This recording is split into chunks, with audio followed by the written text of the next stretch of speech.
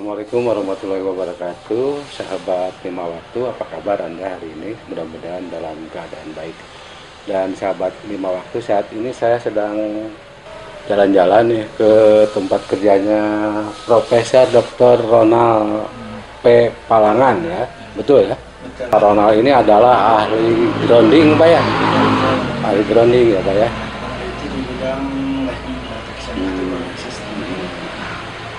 Sebelumnya Pak, bisa dijelaskan mungkin dulu kok jadi peneliti yang kaitannya dengan grounding, dengan petir dan sebagainya. Dulu sekolah di mana Pak? Saya dulu di ITB ya. Terus lanjut ke Italia, terus mengambil doktor di sana sambil kerja, baru langsung ke Amerika. Nah dulu saya memang bergerak di dunia elektronika, waktu sedikit memancar, zaman AM. Ya. Sebenarnya pemancar yang paling sulit itu adalah pemancar AM. FM itu nggak susah, yang sulit itu AM. Kenapa? Karena AM itu ibarat orang yang naik kuda. Nah jadi kalau naik kuda, kudanya harus rapi dulu, jalannya dulu, semua rapi baru kita naik enak. Kalau FM memang dia sudah responsif terhadap audio, jadi bagaimanapun ya enak aja kedengaran. Nah kalau AM tidak gampang, dipengaruhi oleh banyak faktor, dipengaruhi oleh sistem pantanahannya, sistem jaringannya, sistem antenanya, dan sistem link-link dan sebagainya. Dipengaruhi oleh audio dan diksikan. Nah, sehingga apa yang nyampe ke gendang telinga pemirsanya itu sangat sensitif.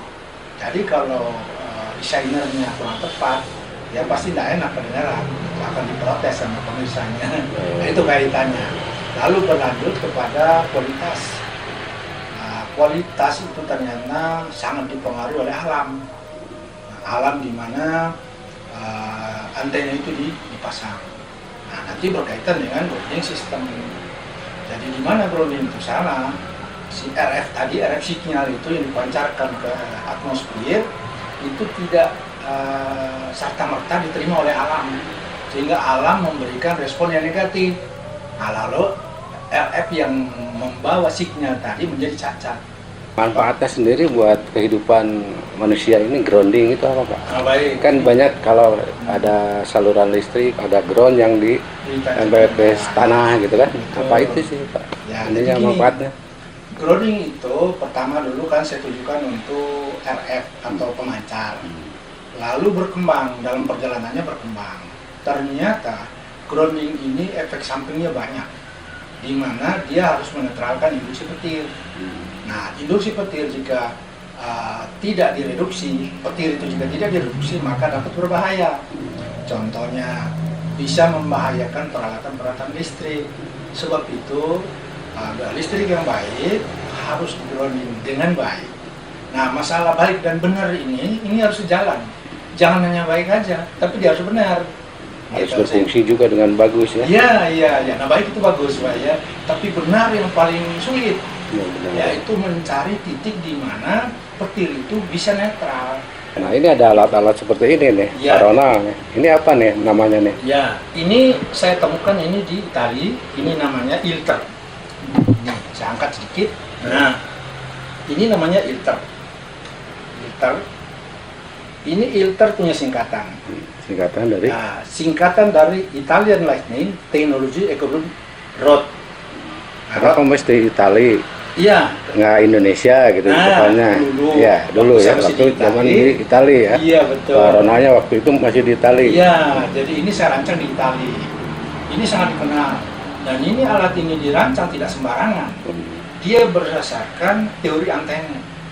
Jadi merancang alat ini kalau sembarangan itu ngawur. Saya sebut ngawur. Kenapa? Karena dia tidak mengerti membuat sudut-sudutnya. Fungsinya sebagai apa ini Pak? Dia ini adalah penangkap induksi petir. Ini nanti disambar petir, tapi tidak boleh hancur. Gitu. Nah ini nerima lalu dibawa ke grounding. Lalu dipatenkan ini Pak? Ya. Udah dipatenkan belum? Sudah paten. Sudah ya. Jadi jangan ada yang ngaku ini. Iya, karena ini produk Pak Ronald ya. Iya betul. Ini Pak, akurasinya gimana Pak dengan tanggeran ini? Ini dipasang di atap atau di mana ini? Ini di atas nantinya, di atas. Ini alat ini disebutnya alat radius protection, area protection.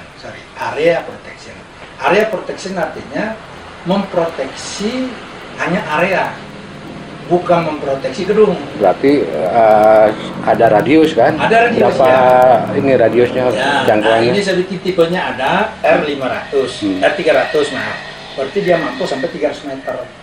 Jadi dalam radius 300 meter dia aman, ini safety. penangkal petir ya. Dia petir akan disapa petir. Ke sini ya, Ya. petir, jadi langsung ke tanah ya. Ya, dan bukan nyambar orang.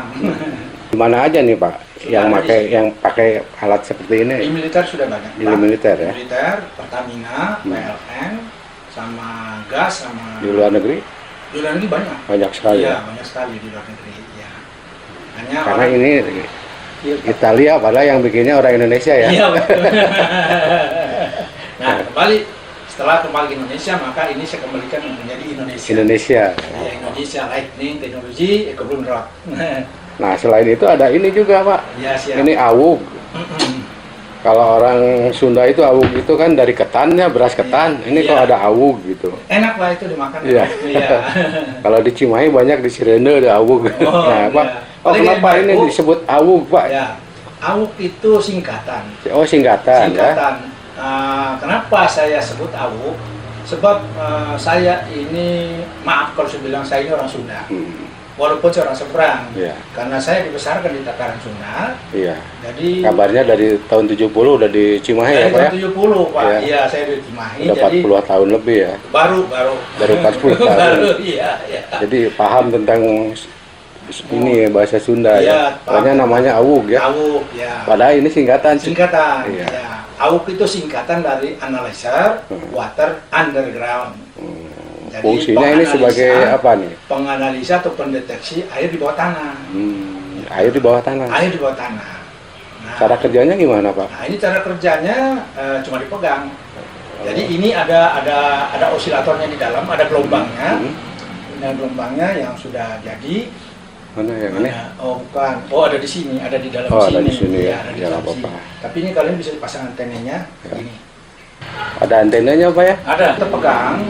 Saya punya di jantung, nyut, nyut, nyut. Ini mengubah frekuensinya menjadi sama dengan frekuensi yang dikeluarkan oleh air, sama dengan radio jadinya. Jadi air juga ada frekuensinya. Pak Ada ya? frekuensinya. Nggak kayak radio aja kan? Nah, ada nggak kayak frekuensi. radio aja. Nah, itu ilmu fisika bahwa semua benda memiliki karakteristik. Nah, jadi semua benda yang apalagi berputar bisa dianalisis, bisa dideteksi. Nah, jadi bumi ini berputar. Nah, jadi karena dia berputar, maka benda yang ada di dalamnya berputar juga. Oleh sebab itu bisa dianalisis, bisa dideteksi. Nah, alat ini tidak lain dari sebuah radio. Alat penerima yang mendeteksi frekuensi yang dikeluarkan oleh sumber mata air yang ada di bawah tanah. Nah, jadi kalau dinyalakan, ini tinggal di reset. Ini tinggal tarik antenanya dikit nih ya. Nah, ini tarik antenanya. Jadi ini antenanya tidak sembarang. Lalu kita reset. Setelah reset kita nyalakan ini. Nah, bunyi dia. Berarti dia sudah standby. Setelah saya pegang, saya angkat. Angkat gini. Nah, gini. Di mana ada sumber mata air, dia akan tuju di mana sumber mata air. Jadi fungsinya mencari Ini sumber dia cari mata air ya sendiri, Pak? dia cari. Nah, berarti sumber mata air ada di sana. Tuh. Tandanya Pak ini? Dia tunjuk ke sana. Oh nunjuk ke sana Dia ya? tunjuk ke sana. Secara otomatis Pak? Otomatis. Saya sekarang geser ke sini nih. Ini nih. Nih. Dia tetap mengarah ke sana, kembali ke Berarti sana. sumber mata ini sana Iya, ya? ada air di sini sumber mata air. Walaupun saya bergerak ke sana ya, saya bergerak ke sana. Ini dia antenanya. Dia tetap aja ke sana ya? Iya. Nah, sekarang kita bisa mengetahui bahwa di sana sumber mata air. Nah, nanti baru kita bicara ke sana. Nanti kita mencari yang namanya garis X. Fisika itu garis X. Ini udah banyak Pak diproduksi Pak? Baru ratusan ribu. Ratusan ribu Ya, biji. baru ratusan ribu. Berarti secara industri sudah ya? Skala kecil, skala skala kecil. kecil. Iya, skala kecil. Belum skala industri Pak? Belum, karena bikinnya juga satu-satu. Ya, satu-satu karena menyangkut pemasaran yang tidak mudah. Gitu. Kemudian image bangsa kita yang jauh lebih percaya barang-barang impor. Padahal belum tentu barang impor itu bikin cepat. Nah, ya, gitu. Ya. Ini ekspor sudah Pak? Sudah. Sudah ekspor ya? Banyak ya. Yang sudah menggunakan di mana aja Pak?